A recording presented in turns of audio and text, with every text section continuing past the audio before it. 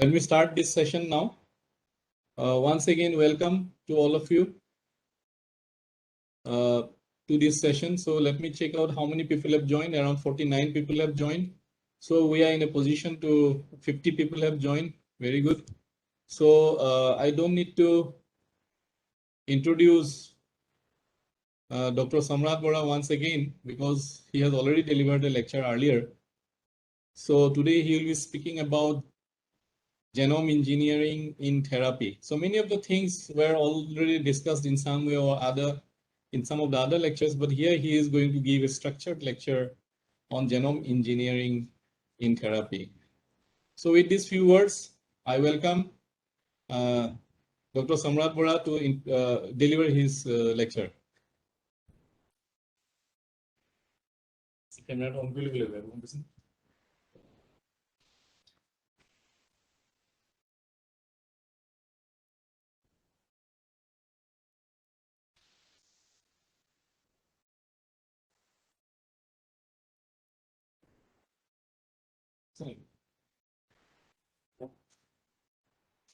Start video. Participant Continue.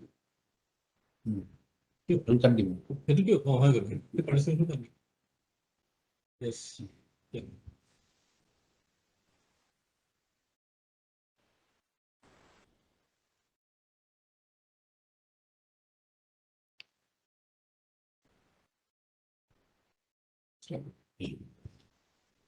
A very good afternoon to the participants. The topic of today's lecture is genome engineering in therapy. So, reaching this point, where you engineer the genome had taken more than half of a century to reach this point. And when you look at the beginning, when you look at the genesis of this genome engineering, we have to start from early 1930s. We look at the milestones through some snapshots in history.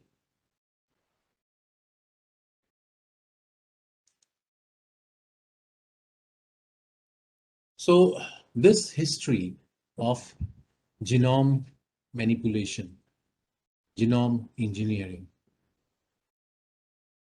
So the historical snapshots, a chronology of milestones from 1933 to 1969.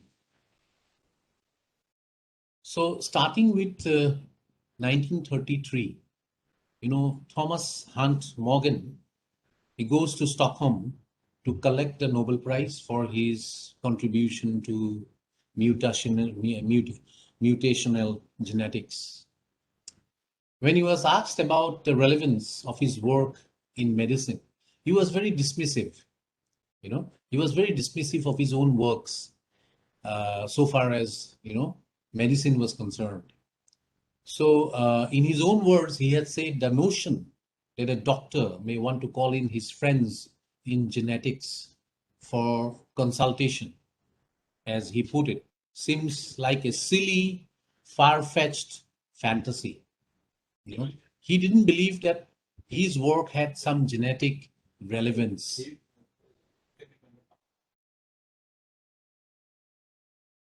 And yet, the re-entry of genetics into the sphere of human medicine was an absolute necessity.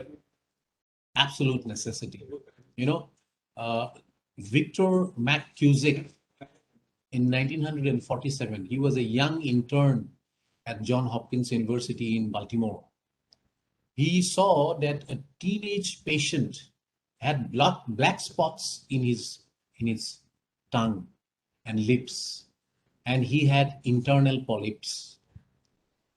So when he observed that the other members of the family have also the same symptoms, and what were the symptoms? The symptoms were they had bowel obstruction, leading ultimately to cancer. So it came to be known as Peutz and Jeghers syndrome after the first clinicians clinicians who had described the disease. Now, Victor McCusick was a man of many parts. He was a successful cardiologist who chose to become a geneticist and make a catalog of all genetic diseases that were due to mutation. Now we have to keep it in mind that this was a time when genetics had become tainted. It had almost become a taboo because of the Nazi and their infamous eugenics experiment all over Europe. So as I said, genetics was tainted, and at this stage, he chose genetics over his successful career of cardiology. So McCusick, he postulated, he was of the opinion that the genetic diseases that is caused by mutation has diverse manifestation. So mutation in a single gene can cause diverse manifestation in different organs of the body. For example, Marfan syndrome. Now, this is caused by a mutation in the gene controlling different fiber-like structural proteins, which afflicts all connective tissues, not collective, sorry for that, like the tendons, ligaments, cartilage, and bones. Then conversely, several genes could influence a single phenotype. Several genes in a concerted manner, working in a concerted manner, influence a single phenotype. Like for instance, blood pressure in humans is regulated by a collaboration of several genetic pathways. Then McCusick postulated about penetrance and expressivity of genes. Expressivity in human genes. How far a gene can penetrate so far as the expression is concerned. Now, in fruit flies and worms, geneticists had discovered certain genes which became active only after some kind of environmental triggers. It becomes active when there is this environmental trigger. When there is none, it remains dormant. Now, as for example, the gene that cause the facets in the eye of the Drosophila or the fruit fly is actually a temperature dependent gene. It is a temperature dependent gene. So at the right temperature, it will act. Otherwise, it will remain silent.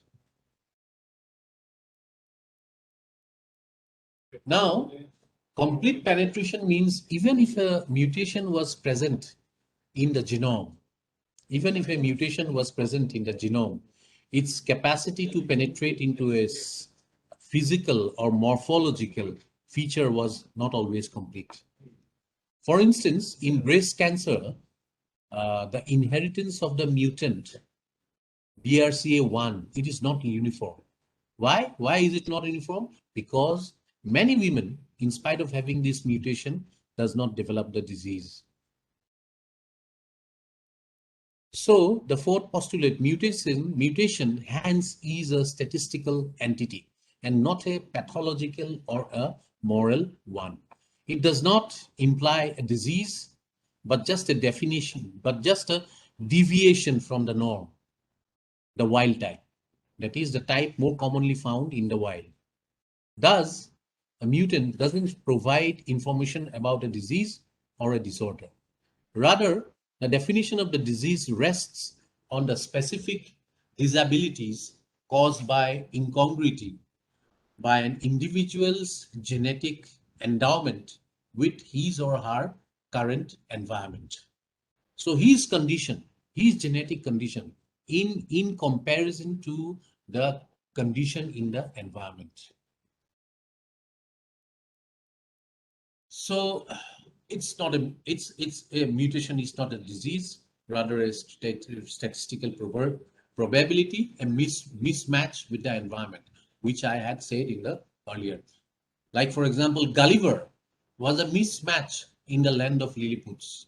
So he was the, something which was not the wild type as prevalent among the Lilliputians. So let's go to the heading. It's Gattaca all over. Now, Gattaca was a Hollywood film. Around 1997-98, this film was released. So why the name Gattaca? Gattaca basically is our bases, our base pairs. Guanosine, adenosine, thymine, adenosine, cytosine, all over. So in this, we had seen in this movie, it was about two brothers. One who was genetically very fit, and he was, destined to become a normal man, and the other whose genetic defects put him on a very high risk group, but he overcomes all this, these impediments, and he reaches his goal in life, which actually, signifies that just having a mutation is not enough. It is a statistical probability. You might have the disease or you may not have the disease. So this was the essence of that film, Gattaca. The dance of a disease. Now, something very interesting happened in 1967 when an elderly lady who was driving a car, her name was Leonore Wexler. So the police found that she was driving the car very erratically, It was not driving smooth. So the police, they stopped her and they checked her for alcohol. But there was no alcohol in her breath as it was found, and she was let off. Then after some time, she was again caught by another set of policemen, and then they thought that she was a drug user. Why? Because she was still driving erratically. But then she was found that she was no drug user as well. In fact, Lady Leonore Wexler had inexplicable bouts of depression, sudden mood swings, behavioral changes, and of course, suicidal tendency. So she was later diagnosed with a rare genetic disorder, the Huntington's disease. Her three brothers, two of who were musicians and one who was a magician, had the same affliction, where their fingers used to twist uncontrollably. So they couldn't control it. Nancy Wexler, she was daughter of Leonore Wexler. She was a psychologist, but later on she became a very famous geneticist. She followed the trail of Huntington, which had afflicted her mother and which had actually killed her within a very short span of time. She went up to, two villages in Venezuela, where some members were afflicted with this macabre denouement of dance. Dance or chorea. Chorea is the Latin of dance. As if possessed, as the locals used to say, by El Mal. El Mal was the local name of the devil. So after going to those two villages, one was Barranquitas, she collected lots and lots of blood samples and sent it for testing in James Guzela's lab. After many years, the Huntington's gene was narrowed down by Guzela in chromosome number 4. So the mapping and tracking of the code of Huntington's disease. So you can see the Huntington's disease is somewhere here in the small arm, that is the P arm. Okay. So it is the loci is 4p16.3. So it is somewhere around here. It is found in the petite arm. And this has been found to be a very long DNA, very long stretch of DNA. And it synthesizes a huge protein, a behemoth protein, which has 3,144 amino acids long. And they found that here it had a repetitive sequence of CAG, CAG. Okay. So in a normal person, basically, a normal person has around 17 to 35 times repetition of CAG. You know, it goes about till CAG, CAG, CAG, CAG, CAG, CAG for 17 times, or it may go up to 35 times. So it is quite normal. But in an afflicted person, it goes beyond 35, sometimes 45, sometimes 55, sometimes even more. You know, and it has been found that this repeating sequence of DNA, it increases as the generation proceeds, you know, and the longer the protein, more severe are the symptoms and more debilitating is the disease. So this was one of the first genetic mutant which was mapped out to chromosome number 4. 1990 to 1999, this is the second snapshots, the snapshot of gene therapy. Ashanti De Silva, she was a 4-year-old Sri Lankan girl and one of the first to be treated with gene therapy. So she had ADA deficiency. So ADA is basically adenine deaminase, and the right deaminase causes no disease, but when it is a mutant, then there is accumulation of toxic products in the body, and it can't be cleared out. So this small girl, she was in and out of hospital for a long time. So the doctors, they did one thing. They took T cell lymphocytes from her, thymus or thymus, and they were transformed by a millions of retrovirus, which has the corrected form of the gene, and she survived. Jesse Gelsinger, immediately after 9 years, he was a young teenage boy of around 18 years old, 17 years old. He had this disease called the OTC deficiency. So what is OTC? It is ornithine transcarbamylase deficiency. Now, OTC, like, ADA, is critical for the breakdown of toxic ammonia in the blood. Now, Jesse Gelsinger, he was almost like a chimeric individual, 50% of his cells could not break down ammonia, but while the other 50% could. But because of the promise that was shown in gene replacement theory, he opted, along with his father, to go for a procedure. So here they had done a different thing. They did not take T cells or other such cells from the thymus. Rather, they injected him with a engineered adenovirus, a virus which was engineered to carry the correct gene, and this will infect or transform the stem cells. But unfortunately, Jesse Gelsinger died. Why he died? Because it was later on found out that he had a tremendous immune response, which led ultimately to multiple organ failure. And this was because he was already infected by adenovirus in his history. So it was because the doctors, the surgeons, they hadn't taken proper medical history of the patient, which led to his demise. So these were some milestones. These were some, snapshots that I wanted to discuss with you.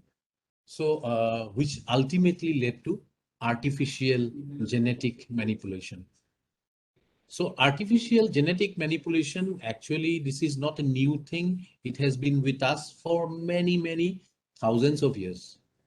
Like, for example, 30,000 years before present, artificial selection of wolves began, which led to the domestication of wolf into dogs.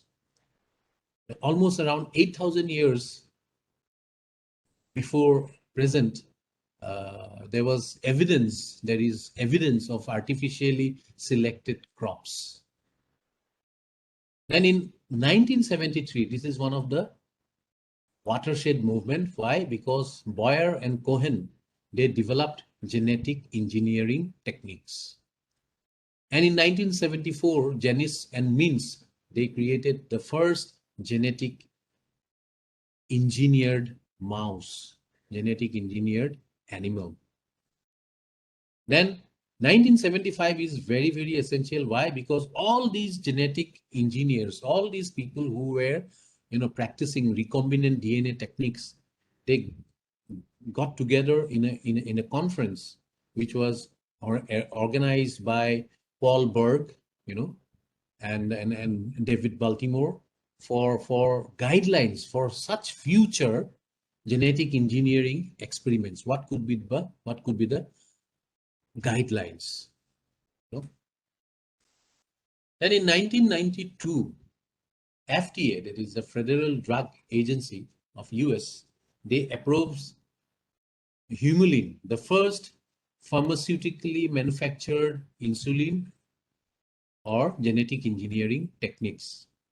In the year 1992, Flavor Saver tomatoes became the first genetically engineered food crop approved by the US Department of Agriculture. 1995, there is the approval for the first insecticide producing crop, leading to, a barrage of such crops like BT crops, flooding the labs in the West. 1996, herbicide-resistant crops were first introduced. Then in 2000, the golden rice was created, which was engineered to mitigate vitamin A deficiency. So it had the gene which could produce excess of vitamin A.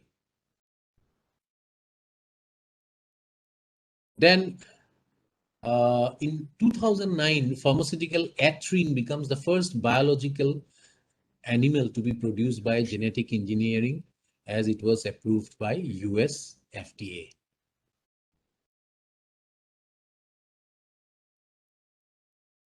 So again, the premise, the genesis of these genetic engineering lies, we cannot ignore the discoverers of the double helix, and the first name that comes to mind is Rosalind Franklin. Why? Because it was her study with, X-ray crystallograph, single X-ray crystallographic studies or X-ray diffraction images of DNA and proteins, which gave Watson and Crick the idea of the double helical structure of DNA. Based on her studies, of course, she was not able to,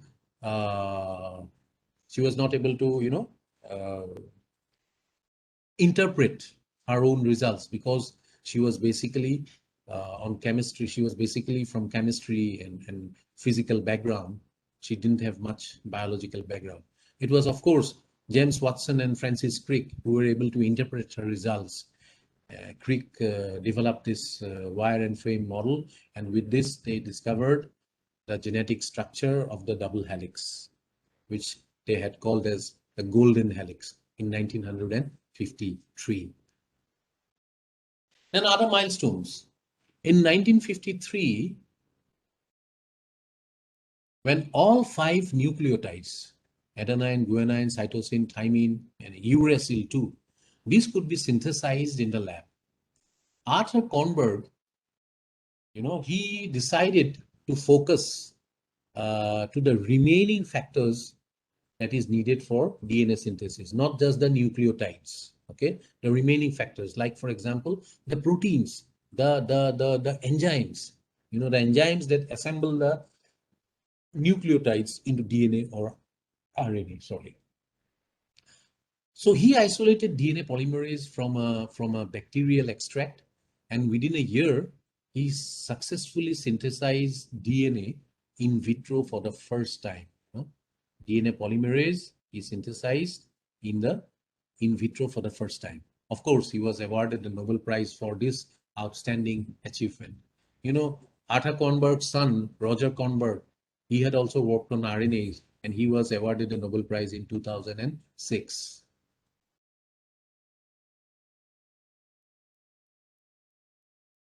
Then DNA ligase, in 1967, the DNA ligase enzyme was first purified and characterized, by Gellert, Lammern, Richardson, and, Harwich in their laboratories. So what is this DNA ligase? You all probably know that DNA ligase can join two DNA strands by formation of a phosphodiester bond. And DNA ligase plays a very important role in DNA repair and DNA replication. Then in 1969, Werner Arber and Stewart Lin, they discovered the first type 1 restriction enzyme in E. coli, which cuts foreign DNA. Actually, it cuts the bacteriophage. In 1972, Hamilton Smith successfully purified the site-specific type 2 restriction enzymes. This was called Hindi 2, which as it was,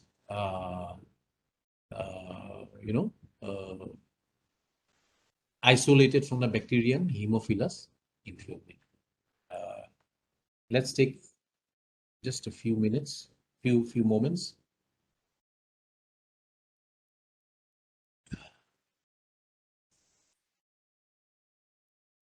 Let me wet my beak and my throat.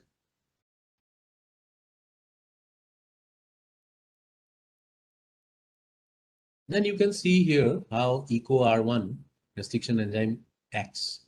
This basically cuts, it can cleave at the position where there is guanine and adenine. Okay, same in the reverse orientation as well. So these are the places where it is come. And these are our heroes, Werner Arber, Daniel Nathans, and Hamilton O. Smith, who shared the Nobel Prize in 1978 for physiology and medicine.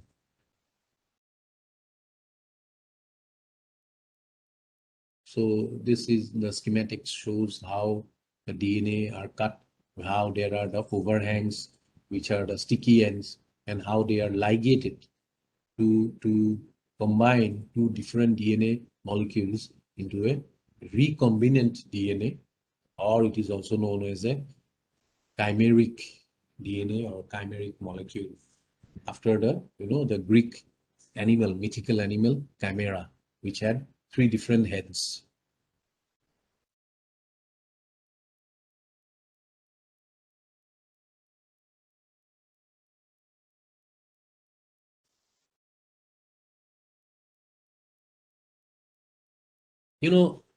Paul Berg, he started working with SV40 virus since 1968, and he got the idea, or he generated the idea that the SV40 virus, which is basically simian virus 40, which infects primates, if he can use the SV40 virus minus its virulent genes and tag it to some other DNA and create the recombinant DNA. So what he did was he took 2 viruses. One was SV40 virus and the other was lambda phase virus. Okay, so one was the FAS virus and one was the simian virus, SV40. And it also had three genes from Escherichia coli. And he used restriction enzymes to cut the lambda, and in the same site the SV40 virus and Escherichia coli bacteria, and used DNA ligase to join them. So that's how he got the recombinant DNA. Now in 1973, the first breakthrough came as, Herbert Boyer and Stanley Cohen. They created for the first time genetically engineered organism. They cut the gene for antibiotic resistance from one bacteria and pasted it into another bacteria to make it antibiotic resistance. Now in 1974, Rudolf Jenisch and Beatrice Minch, they utilized the same procedure to genetically engineer the mouse embryo. So they engineered the mouse embryo so that when the mouse comes alive, it is a chimeric version of the mouse. It is a genetically engineered mouse. Nowadays, they are known as GMOs, or genetically more modified organisms. So this contained the the E. coli genes which were isolated and put it into the recombinant DNA molecule.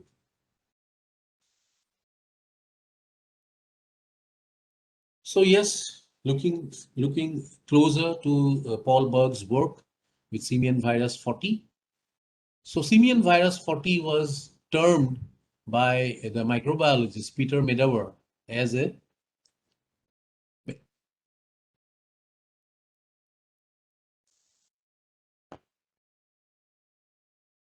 a bad piece of news in a protein coat, But although it was a bad piece of news, it was a very helpful news, because with this, they were able to do the recombinant experiments. So actually, it's a very small virus with about 7 genes wrapped in a coat of protein.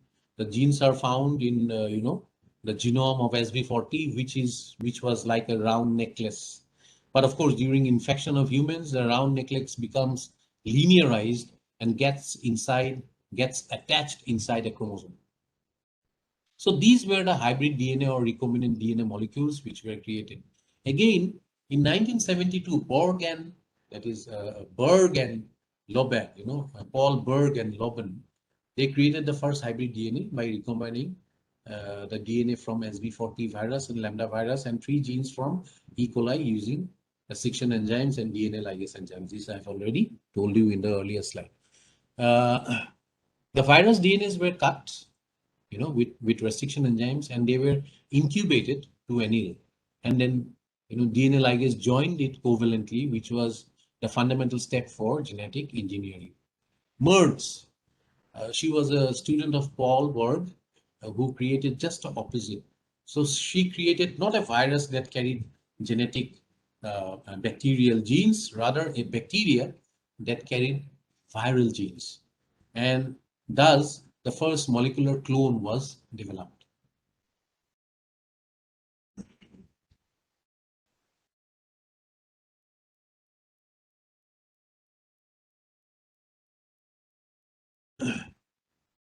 So these are basically how genetic engineering is, made. How you cut how the EcoR1 hydrolysis and cuts at the point where G and A meet, and how it is separated, how ligase are there to stitch in the sticky ends, So what you do, one is the cloning vector, which is in this case is plasmid PBR322, and this cloning vector is cleaved with a restriction endonuclease, which can basically cut it at a particular recognition site. Similarly, the DNA of interest from the eukaryotic chromosome is also cleaved with restriction endonuclease, and these fragments are ligated to the prepared cloning vector, and then you get the recombinant vector. So once you get the recombinant vector, this recombinant DNA or vector is put inside or introduced into a host cell. And this host cell,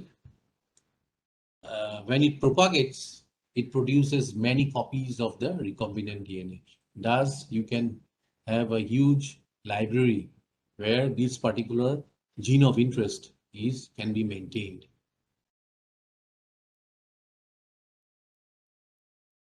Transgenic animals.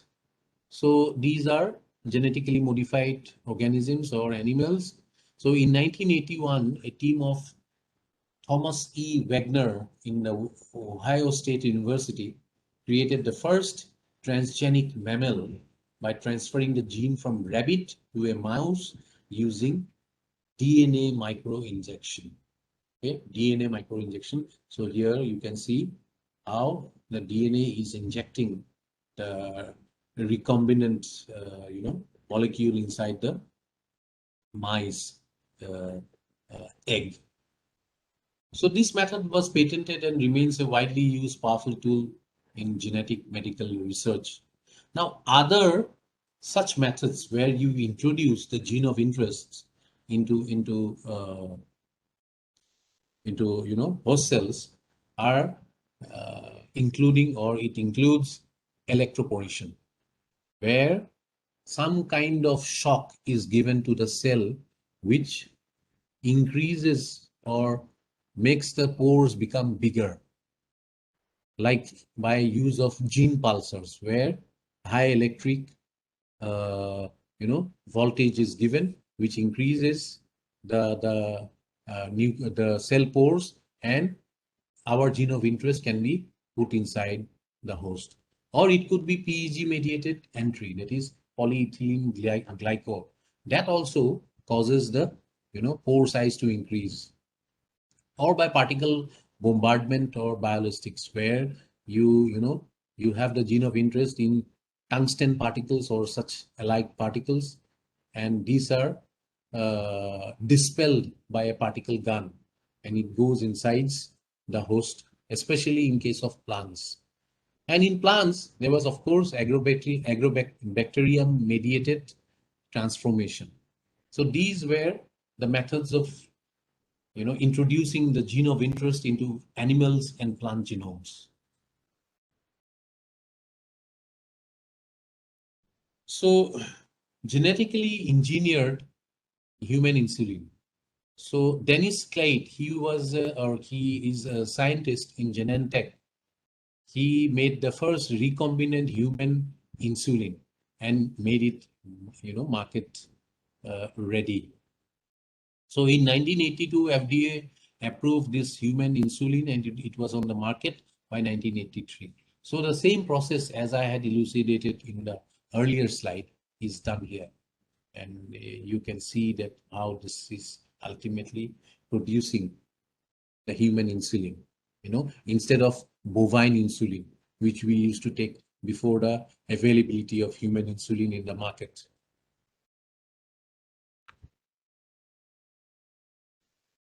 Then two methods. One was developed in 1977 and one was developed in 1983. So in 77, DNA sequencing method was developed by Frederick Sanger. So by his method, we could know base by base what is the exact sequence, what is the exact order of the nucleotides. And in 1983, Kerry Mullis, he developed the thermal cycler, which does, which amplifies a particular type of or a particular stretch of DNA into a million folds. Before PCR was developed, these gene of interest or these DNA stretches, they had to be put inside bacteria. And when the bacteria used to divide, this gene of interest also used to divide, and we used to extract the protein, if it at all produces a protein. But Polymerase chain reaction, or PCR, changed everything. You know, how you started doing genetic engineering research. In fact, it accelerated genetic engineering research. So this is the process which is shown. I'm sure most of you are aware of it. So it is denaturation, then again annealing, which goes on for many times, millions of times, and it produces millions and millions of such genetic stretches or genetic sequences. Recombinant vaccine. The world's first recombinant vaccine was developed against hepatitis B virus by a Chilean biochemist, Pablo Valenzuela, in yeast cells, primarily Saccharomyces cerevisiae. So immediately, recombinant vaccines became the new market standard. And the conventional blood-derived vaccine was gradually removed from circulation.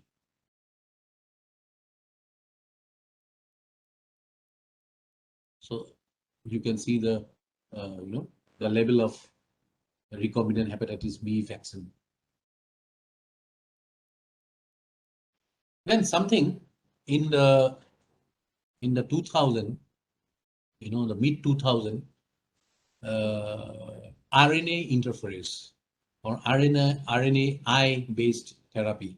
Two of the most powerful genetic therapeutic technologies developed thus far are gene therapy, which enables the restoration of missing gene function by viral transgene expression, and RNA interference, which mediates with the targeted repression of the defective genes by knockdown of the target mRNA.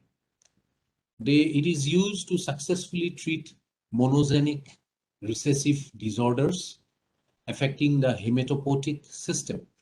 Hematopoietic system, basically the system which makes the different kinds of cells, mostly related to, our blood system, our white blood system, such as, a severe immune deficiency, like SCID, then Wiskott-Aldrich syndrome, by semi-randomly integrating functional genes into the genome of hematopoietic stem cells or stem or progenitor cells. So RNAi has been used to repress the function of genes which are implicated in cancer, not normal genes, but mutated genes, age-related macular degeneration, and transerythrin amyloidosis, among others, resulting in increase in the therapeutic effect in clinical trials. However, RNAi is very much limited. They have limitations that prevent their utility for a large number of diseases. So viral gene therapy causing RNAi may cause mutagenesis at the insertion site, resulting in a dysregulated transgene expression. So this mutagenesis is beneficial if you are thinking of gene knockdowns, but RNAi cannot fully repress gene expression. And moreover, it cannot introduce our genes of interest. So RNAi also have very poor specificity, posing potential safety concerns, sometimes decreasing the effectiveness of treatment. So that is a major limitation of RNA. And of course, since it is RNA based, we have to wonder what is the half-life, how long it will remain stable. So all these things have to be considered. So earlier, as I said, it was gene replacement therapy, or the defective gene was replaced. Then it became gene editing therapy, or gene editing, or genome editing, where you do not replace the whole gene, rather you edit the sections which is defective. So genome editing enables the changing of the genome of an organism, either a plant, animal, it can be a microbe, to correct its effect or input superior traits. So it uses engineered nucleases that can cut the DNA at defined specific sites of our interest.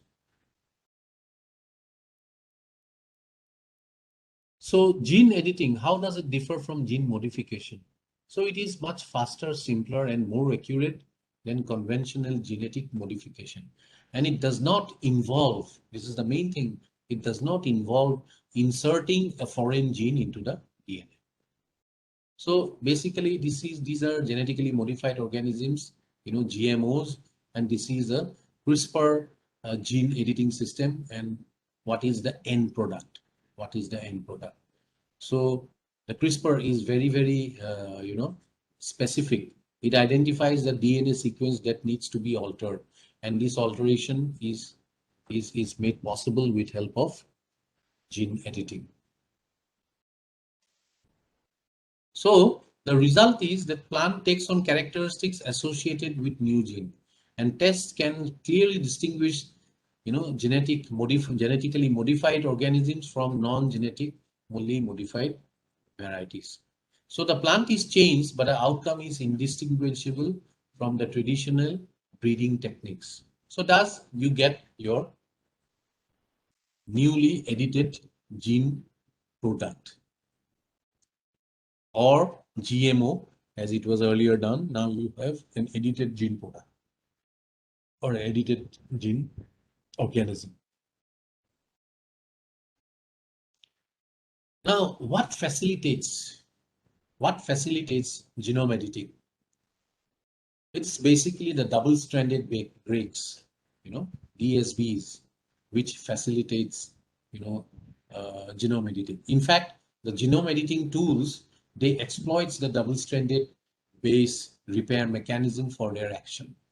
And this involves, targetable nucleases that introduce DNA double-stranded breaks, or DSBs, into user-defined sites.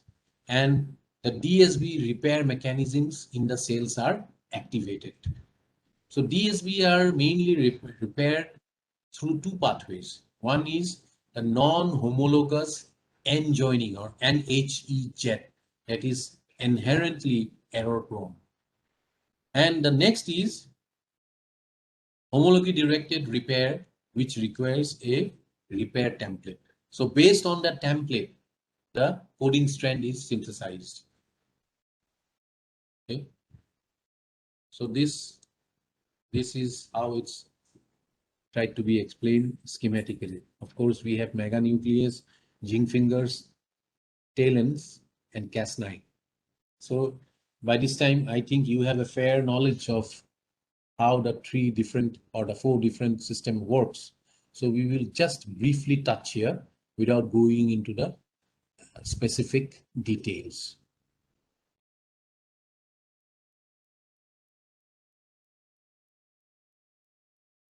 So let us look at the double-stranded breaks, or DSBs. Double-stranded DNA in the genome may undergo damage due to various external or internal factors. Double-stranded break in DNA is one of the type of DNA damage. It can be fatal for an organism as it may result into death if not repaired, and mutation or malignant transformation of the cell if the repair is not accurate. So it will definitely die if it is not repaired. But if the repair is not accurate, then it may lead to mutation, which may lead to malignant transformation. So it has to be very, very efficient. It has to be very, very accurate. So cell has the natural mechanism of repairing, like DSBs. So we can see the double-stranded breaks here, and where earlier they were mismatched, and this is corrected by the repair mechanism, by the proofreading and repair mechanism of DNA polymerases 1 and 3 in case of eukaryotes, of course. So this is how we have harvested the natural, repair mechanism and have used it for non-homologous end joining or homology-directed repair. Homology-directed repair is more efficient, as I had told you in the earlier slide. So homology-directed repair, we can do it in late synthesis phase or G2, but non-homologous DNA end joining or NHEZ, this can be done during the entire cell cycle, and that's how we obtain intact chromosomes. So these are a chronology of events from 1985, so far as talents and zinc fingers are concerned. So in 1985, so zinc finger motifs in TF3A from Genopus oocytes. In 1991, crystal structure of GIF268 and DNA complexes. This was elucidated. Then in 1992, functional domains of the FOC1 restriction endonuclease, Chandrasekharan and Lee and others in 1992. In 1994, the first chimeric endonuclease, UBX fusion to FOC cleavage domain. Again, Kim and Chandrasekharan. Then creation of zinc fingers, ushering in a breakthrough in programmable nuclease. And nucleases which you can program. Then zinc finger cleavage mechanism establishing inverted repeats as preferred substrates for zinc fingers. Then, let's go to 2003 HDR, homology directed repair in Drosophila genome. 2005, first modification of an endogenous gene in human cells. Knockouts of rats using zinc fingers in 2009. Discovery of TAL, or which ultimately leads to talent motifs in Xanthomonas bacteria in 2009. And talents, 2010. TAL motifs fuse with FOC1 cleavage domain, making out our talents. How these talents were used in gene knockout in livestock in 2012. Then in 2012 itself, we have the discovery of CRISPR-Cas9 RNA-guided DNA endonuclease. And 2013, RNA-guided human genome engineering virus via CRISPR-Cas9.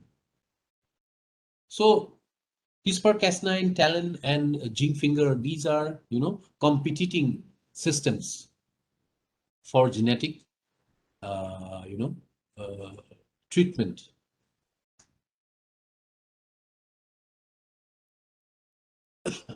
So it's a brief summary of the genome editing methods. I will not go into the details, but of course, I will briefly touch.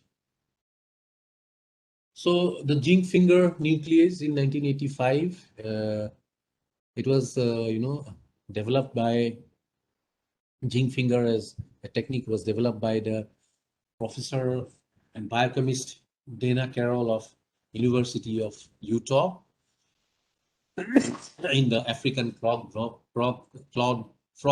where the frogs have claws instead of fingers, instead of digits, in 1985.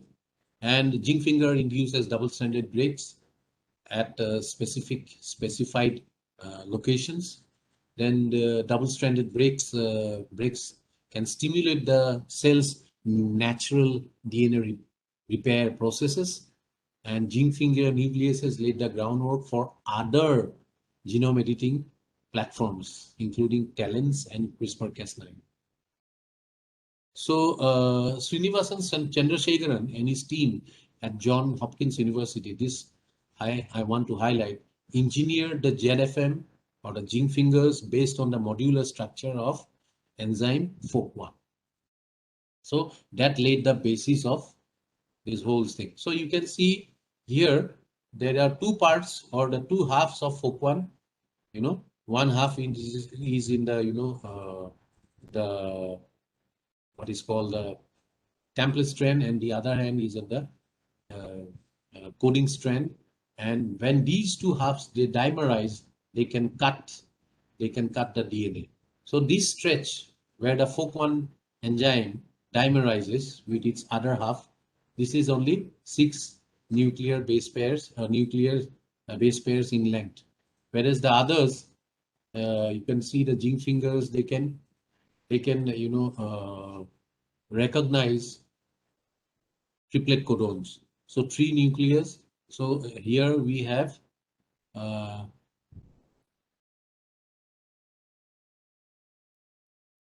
3, 6, 12. So here we have 12. That means there are 4 zinc fingers. 4 into 3, that is giving you 12. Then another 12 here. So 12 plus 12, 24, and 6 in the cleavage domain. That is making it 30 bases long. The whole assembly or whole array is 30 bases long in case of zinc fingers. So these are how the zinc finger are, they are established into the or introduced into the cell. There are various ways, just I had shown you, by electroporation or other such methods, or micro injection, by which it can enter. So the FOC1 and protein binding domains are released to enter the nucleus. And the protein binding domains, they attach with the DNA fragment, which needs to be removed. And the FOC1 cuts out the identified DNA segments by creating a double-stranded DNA break. And the desirable DNA segment is inserted and integrated into the DNA sequence. So this sequence, desired sequence, is very small, which we design so as to correct the defective gene part, the part of the gene which is having some kind of mutation. Then we come to talents. Talents are almost same like zinc fingers, but here you see that the proteins, each proteins binds not to the triplet codon, not to 3 bases, but rather 1 base. So it binds to only 1 base, and of course it uses the same FOC1 enzyme. One half is here and the other half is there. So when they dimerize, they can cut the DNA sequence, which is 13 to 18 base pairs long.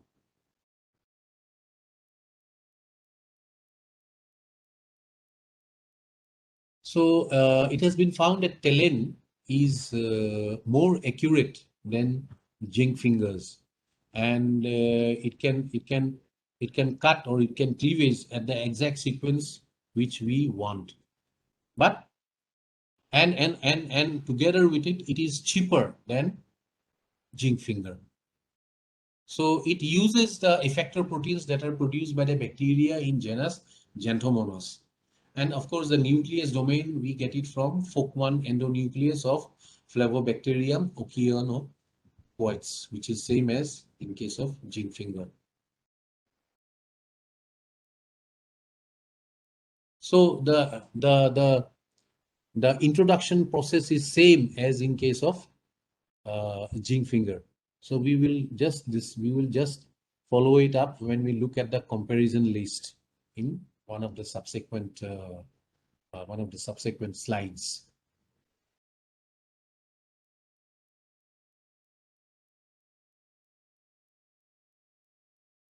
Then we come to the principles of CRISPR-Cas9 system. So what does CRISPR stand for? Clustered regularly interspaced short palindromic repeats. So this was first discovered by Francisco Mojica at the University of Alicante, Spain in 1993. So he first noticed this in the bacteria that was isolated from the marshes of Santa Pola. And he discovered that it matched the snippets of genomes of bacteriophages. And it is actually an adaptive immune system of bacteria, which of course now we have used for our benefit.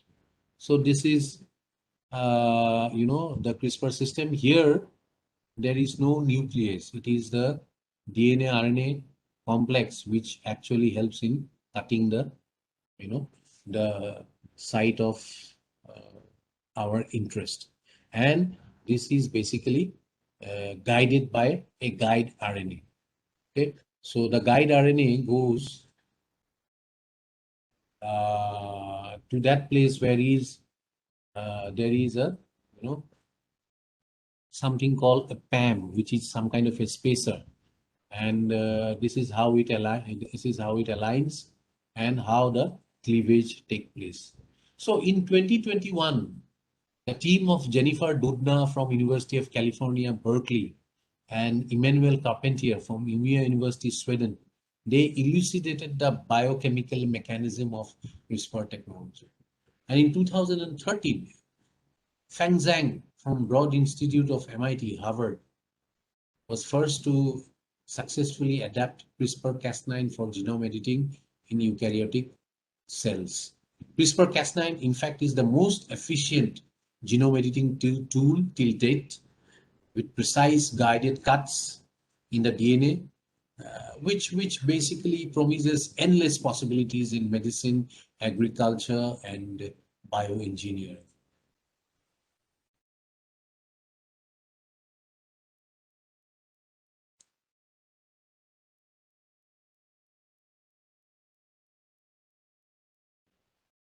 So the Cas9, this has a nuclease kind of function. So whenever the CRISPR RNA, which is known as cRNA, which is also termed as the guide RNA or gRNA, guides the Cas9 protein regarding a possible antigenic threat, like a bacteriophage. With help of guide RNA, creates double-stranded DNA nicks at the selected sorry,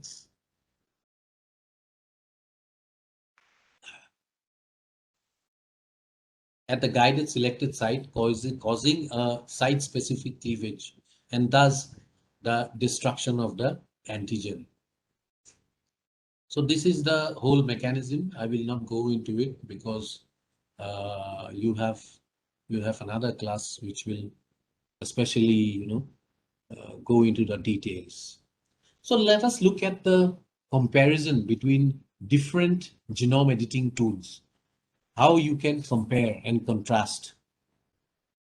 So zinc fingers and talons, they use protein motifs for DNA sequence recognition. CRISPR-Cas9 depends on RNA and DNA recognition. Okay, so this RNA, the guide RNA must, this is the guide RNA. It must recognize the DNA. Okay, here the recognition is done by RNA rather than the nuclease. So what is the advantage of CRISPR-Cas9 system? So it is the ease of RNA design. So you can very easily design these RNAs in your computers for new targets, and the dependence on a single and constant Cas9 protein.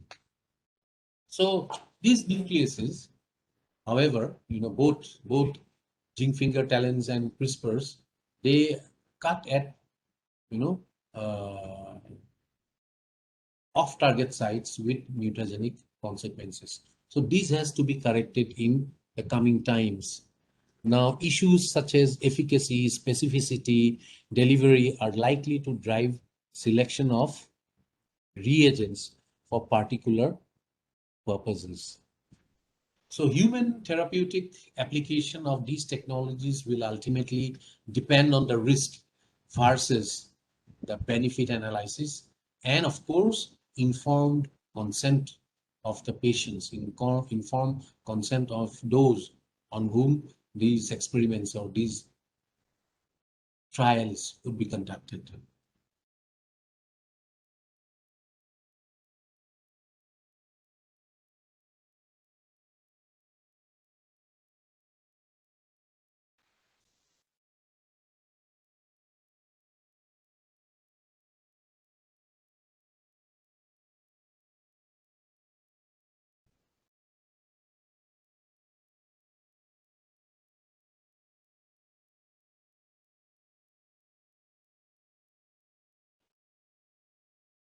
So this basically is showing how zinc fingers and talons they work.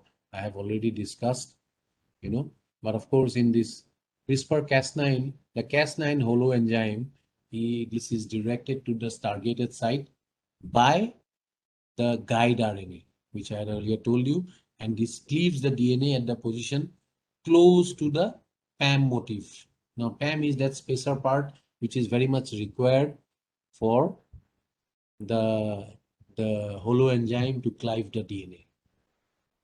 So this is the PAM.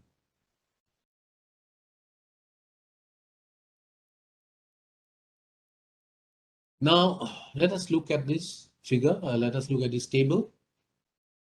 So we have zinc finger, talon, Cas9, and meganucleus. So let us look at the recognition site. So zinc finger is typically 9 to 18 base pairs per zinc finger monomer, 18 to 36 base pairs per zinc finger pair. Then, in case of talon, it is typically 14 to 20 base pairs per talon monomer, 28 to 40 base pairs per talon pair. Now, Cas9 is 22 base pairs, okay, of guide sequence plus 2 base pairs of PAM sequence for S pyogenes and up to 44 base pairs for double leaking. So the assembly, the array in case of Cas9 is bigger than zinc finger and talon. Specificity. In case of zinc finger, we see that small number of positional mismatches are tolerated. Okay, so there may be some mismatches.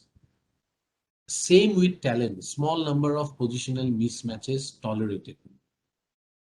In case of Cas9, positional and multiple consecutive mismatches are tolerated.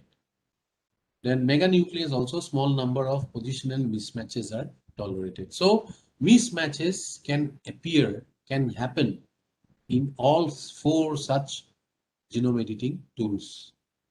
So till now, they are not so very accurate as we have desired. So what are the targeting constraints? So it is difficult to target non-G rich sequence. Zinc finger, it is very difficult to target those sequences which doesn't have G rich regions. Then in case of talon, 5' targeted base must be a T for each talon monomer. So at the 5' end, it must have a T for the talon monomer to act. Then in case of Cas9, targeted sequence must precede a PAM. And in case of meganucleus, targeted novel sequences often result in very, very low efficiency. Now, ease of designing, ease of engineering. In case of zinc finger nuclease, it is difficult and may require substantial protein engineering. Whereas talons, it is moderate and though it requires complex cloning methods.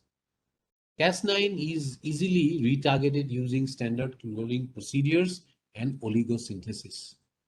Meganucleases target novel sequences often, require substantial protein engineering. Then immunogenicity. Zinc fingers are low and they are based on human protein scaffold. FOC1 is derived from bacteria and may be immunogenic. Then in case of talon, again an unknown protein is derived from Xanthomonas species. Cas9, again unknown protein derived from various bacterial species.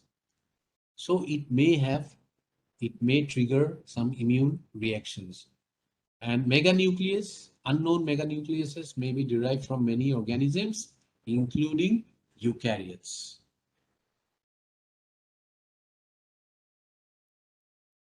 Zinc finger, again, nucleases, ease of ex vivo delivery, relatively easy methods such as electroporation and viral transduction. Talon, relatively easy methods such as electroporation and viral transduction.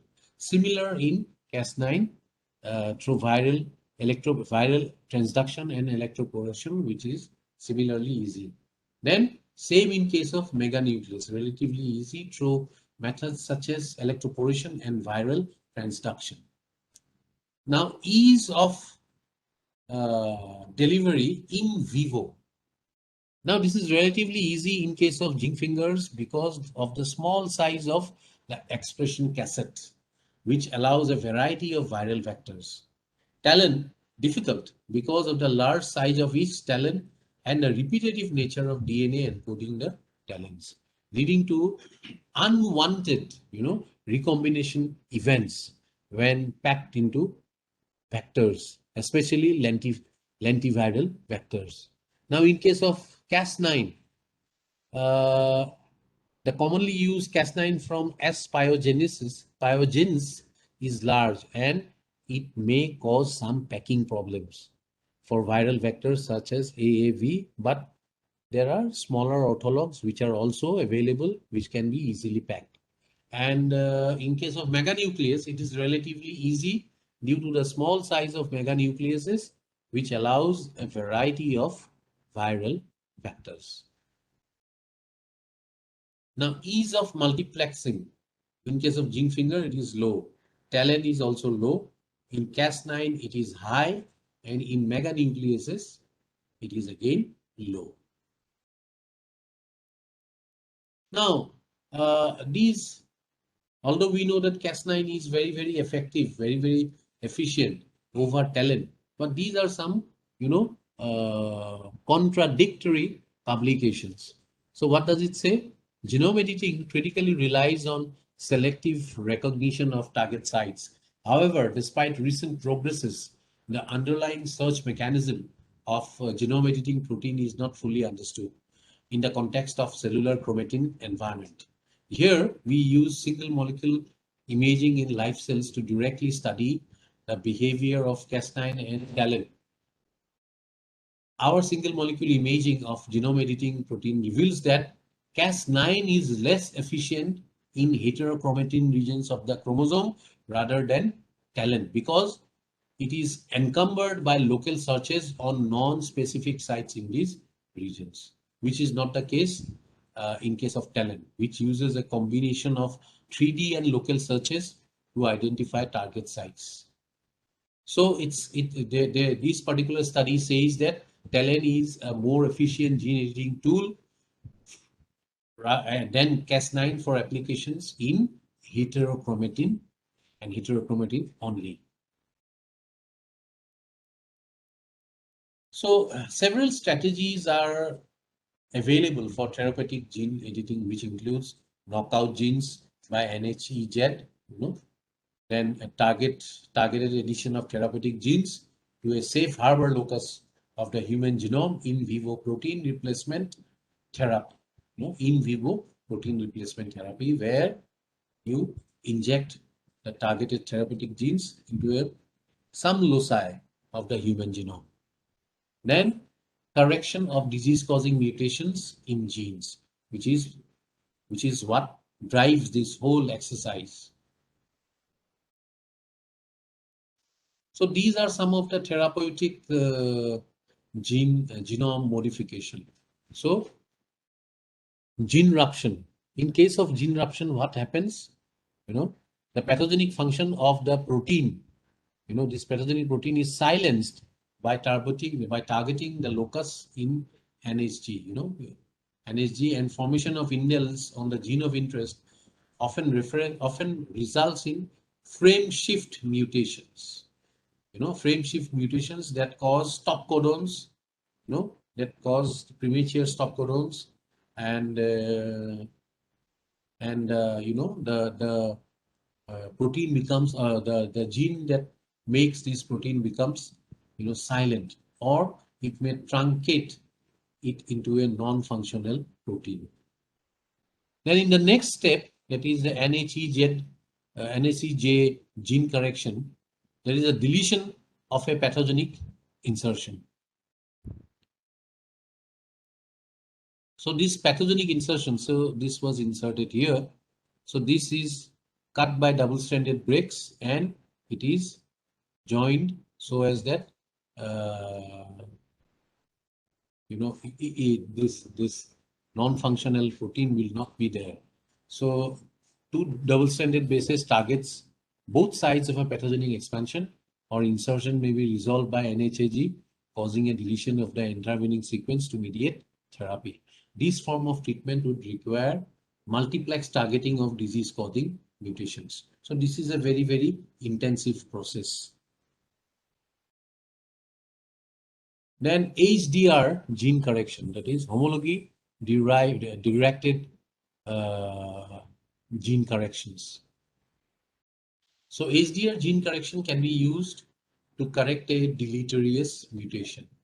So a double-stranded break is induced near the mutation, okay, mutation site. So this is the double-stranded break in presence of an exogenously provided corrective HDR template. So this is your corrective HDR template, okay, which will guide the uh, the synthesis of the new gene, and this new gene function ultimately creates the functional protein.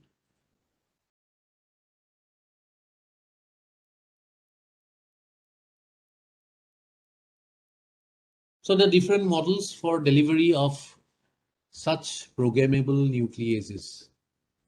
So viral and non-viral delivery systems for genome editing technology. They most commonly use viral vectors includes adeno-associated virus, adenoviruses or adeno-associated virus, AAVS, lentivirus and adenovirus or ADVs. So this is a AAV, this is a lentivirus, and this is a ADV. So these are changed so that they can, transform our cells of interest. Now there can be non-viral methods where delivery may be micro-injections in vitro or direct injection into the embryo or zygote ex vivo or hydrodynamic injection in vivo. Alternatively, electroporation is used. These are mechanical deformation, which creates transient pores in the cell membrane or increases the pores that are already existing in such cell membranes. So the making the entry points for genome editing, macromolecules. So this is how it is done by electroporation, and this is how it is done by microinjection.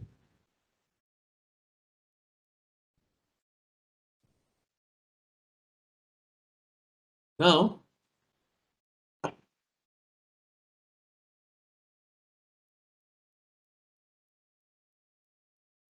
gene therapy can be in vivo. The gene is packaged in a viral vector, and there is the direct delivery of programmable nucleases to the disease-affected cells in their native tissues. Okay, the related virus that is used are adeno-associated viruses, and some of the diseases where it is used is spinal muscular atrophy and retinitis pigmentosa. Then ex vivo gene therapy. What is ex vivo? You collect cells, stem cells or others from the patient, and these are genetically modified in vitro. Okay, these are genetically modified in vitro after they have been transformed and they has the gene of interest. These cells multiply and they are delivered into the patient. So the virus that is associated is lentivirus, and the examples are beta thalassemia or B-thal and various cancers.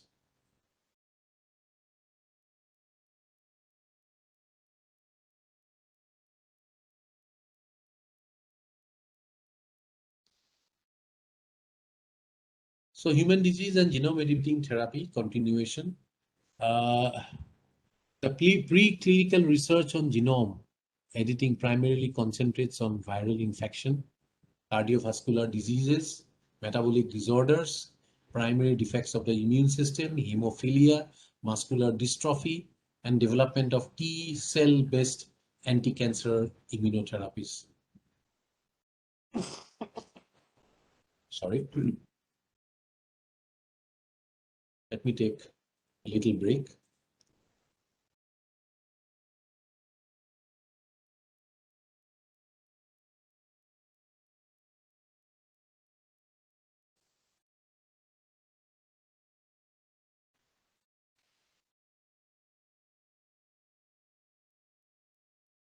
Now, some of these methods have gone beyond preclinical research and now are actually undergoing phase 1 and phase 2 clinical trials.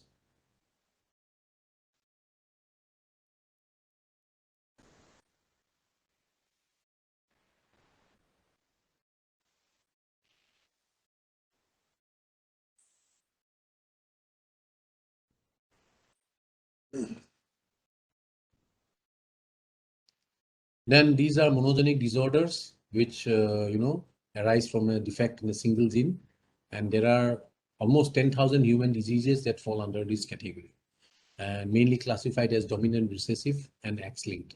For example, cystic fibrosis, sickle cell anemia, thalassemia, Huntington's chorea disorder, Duchenne's muscular dystrophy, hemophilia, chronic granulomatous disease, so on and so forth. Sickle cell anemia, where the cells are deprived of oxygen carrying capacity. But of course, it is a necessity in malaria dominated, sleeping sickness dominated area of Africa. So here the change is a single nucleotide from A to T. In the codon for the 6th amino acid replaces glutamic acid by valine. And this alteration causes the production of sickle-shaped hemoglobin cells. Then cystic fibrosis, this is a condition of the lungs, which is, a lot of fluid which fills up the airways of lungs and ducts of the pancreas. So this can be treated by homologous deletion of F508, which results in phenylalanine at position 508.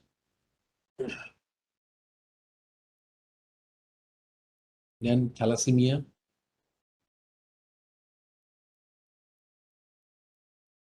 Then of course Huntington's disease, which I had explained earlier. Then this how sickle cell anemia can be treated through gene editing. So the first route aims to correct the causative mutation in the beta globin gene, and the second encourages the production of fetal hemoglobin, which actually is found only in the fetus and in the human womb.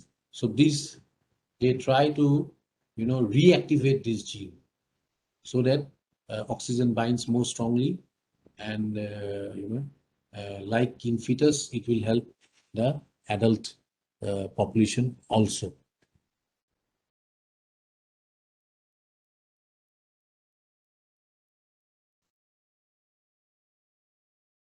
So basically the two ways by which CRISPR-Cas9 gene is editing to tackle sickle cell diseases.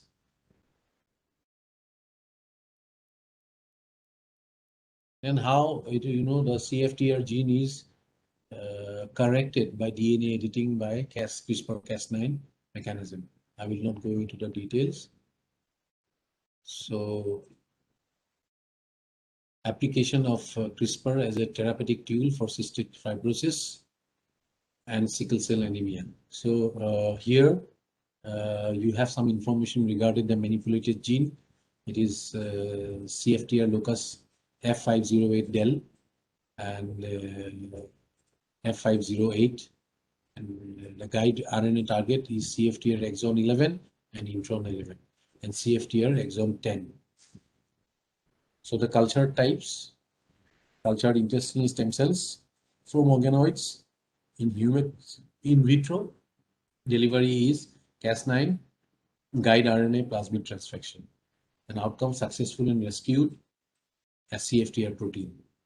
And in the other case, normal CFTR expression on differentiation. So same in case of sickle cell anemia, it is beta globin. Exon 1 of each human beta globin gene is targeted by the target RNA, and the cell type is the blood-derived CD34 cells, and CD34 stem cells, and progenitor cells of severe, immune deficiency patients. Then species humans, it is in vitro, and the virus involved is lentiviral vector, and successful only up to 18%. So another process of gene editing, I will give it a miss. CRISPR-Cas9, and now multifactorial diseases. Now these are diseases very much complicated. This is not just like a single gene.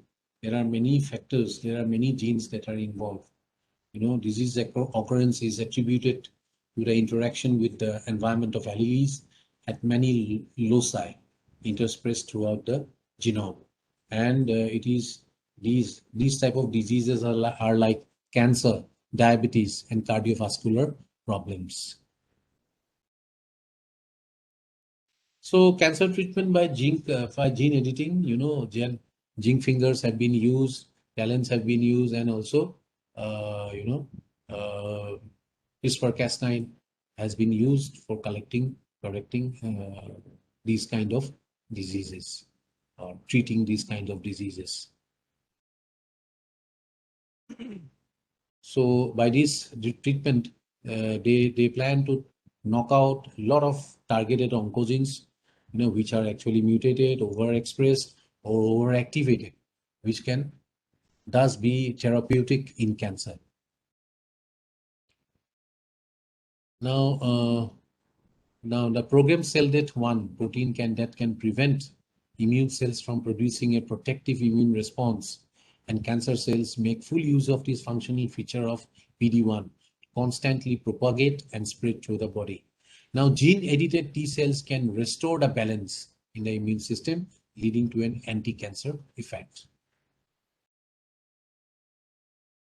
So this is the first human trial of CRISPR-based cell therapy, which shows a treatment for late stage lung cancer. So different cancers like pancreatic cancer, breast cancer, prostate cancer, endometrial cancer, and have been tried to be mitigated by CRISPR-Cas9 modifications, and to a certain degree of success. Now, another important area in immunotherapy is the application of genetically engineered T cells, known as chimeric antigen T cells, antigen receptor cells, or CAR T cells, which allows the target of tumor-associated antigens, which could enhance the therapy response. So you can see that you can collect the patient's white blood cells, and the T cells are isolated, and these T cells are engineered to express CARs, and the modified T cells are grown and expanded in the culture.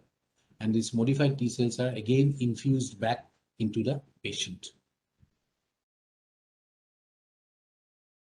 So these are some of the publications, like this is the first one is about zinc finger. Zinc finger has been here for about more than a decade. So although newer techniques are available, but clinical trials on human genome editing are still going on for zinc finger, as same is the case with talents.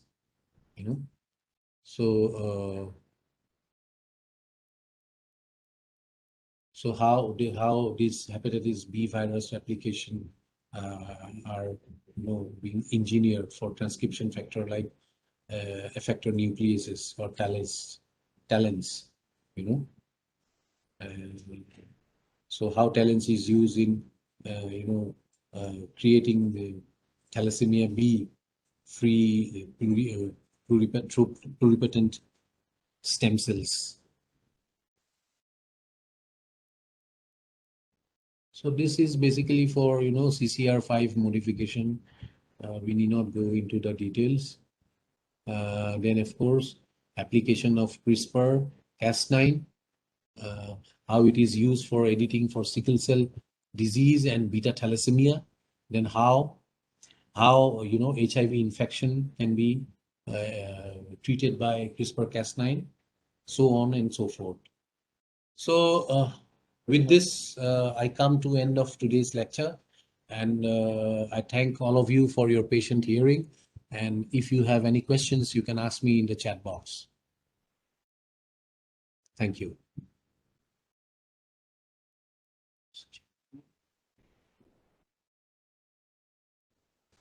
Kiko?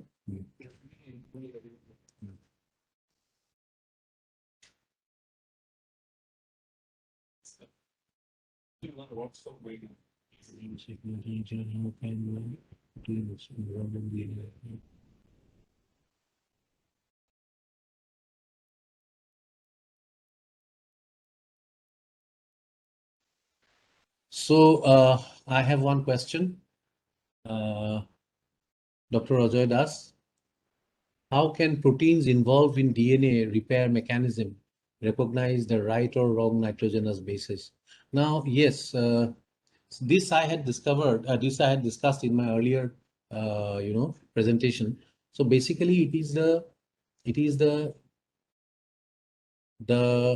protein. I'm sure you are meaning the zinc fingers, So how they are associated with, or how they bind with the DNA. That is the critical thing, So you have information about the protein, you can synthesize it, and this will go and bind to 3 bases. And this basically is how it can recognize the right proteins. You design them to recognize the right proteins, or you design them to recognize the right bases. Okay, so this is completely up to you, because the in case of zinc fingers, how they act. In case of talents, how they act, and how you design so that specific DNA, specific nitrogenous bases can be targeted. So it is because they are designer molecules. So if you have any more questions, okay. So with this, we come to end of my lecture, and if you need to talk to me in detail, my website, my mail ID is given, so you can mail me or catch me even tomorrow. So thank you very much once again, and you have a wonderful day.